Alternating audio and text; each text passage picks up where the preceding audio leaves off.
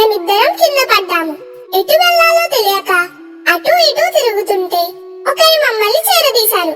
మేము వాళ్ళని నమ్మలేకపోయాం. ఎందుకంటే మా అమ్మా నాన్న మా దగ్గర లేరు. వీళ్ళు ఎవరో కూడా మాకు తెలియదు. అందుకే మేము చాలా భయపడ్డాము.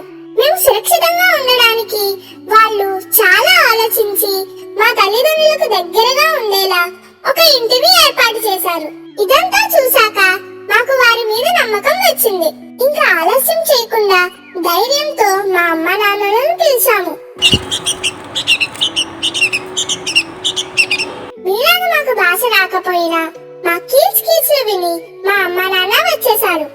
మా అమ్మ నాన్నలు మమ్మల్ని ఇంటికి రమ్మని పిలిచారు. ఇప్పుడు మేము మీతో ఎగురుకుంటూ రాలేము. ఎందుకంటే వర్షానికి తడిసి పైనుండి పడడం వల్ల ఎగరడానికి మా రెక్కలు సహకరించడం లేదు. సాయంత్రం వరకు మా కోసం ఏర్పాటు చేసిన ఈ ఇంటిలోనే రెస్ట్ తీసుకుంటాం. చాలా ఆకలిగా ఉంది. మీరు మా కోసం తినడానికి ఏమైనా తీసుకురండి. మమ్మీ డాడీ మా కోసం ఆహారం అయితే తెచ్చారు, కానీ వాళ్ళకి ఎటు నుండి మా నోటికి అందించాలో అర్థం కాలేదు. మా ఇబ్బందిని చూసి చేరదీసిన వారు ఆ ఇంటికి ఒక రంధ్రం పెట్టారు.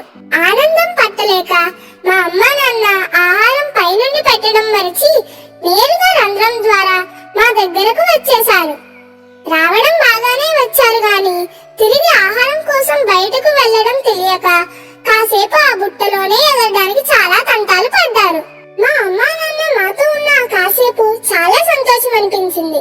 మమ్మల్ని చేరదీసిన వారు మేము ఏమి చేస్తున్నామో అని చూడడానికి వచ్చేసరికి ఆ ఇంట్లో మా ఫ్యామిలీ అంతా ఉండడం చూసి వాళ్ళు కూడా చాలా హ్యాపీగా ఫీల్ అయ్యారు. నాకు ఇంత సాయం చేసిన వారు మా అమ్మా నాన్నలు బయటకు వెళ్ళడానికి బుట్ట మూత తీశారు. అలా తీయడంతో మా మమ్మీ డాడీ మరలా ఫుడ్ తేవడానికి వెళ్లారు. సాయంత్రం అయ్యింది. మా రెక్కలు పూర్తిగా ఆరిపోయాయి. ఎగరడానికి సిద్ధంగా ఉన్నాం. కాస్త ట్రై చేద్దామని ముందు నేను ఎగిరాను. మొత్తానికి బయటపడ్డాను. కానీ బుల్లి పిట్ట కాస్త భయంతో అక్కడే ఉండిపోయింది.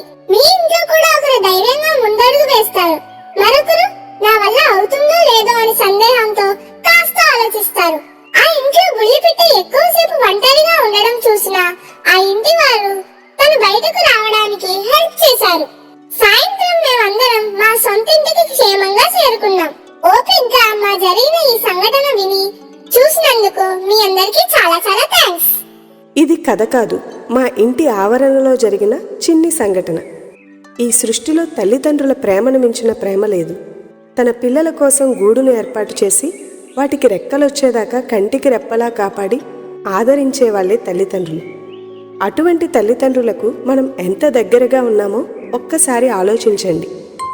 ఫ్రెండ్స్, ఈ వీడియోని లైక్ చేయండి, షేర్ చేయండి, సబ్స్క్రైబ్ చేయండి. పక్కనున్న బెల్ ఐకాన్ని క్లిక్ చేయడం మర్చిపోకండి. Thanks for watching.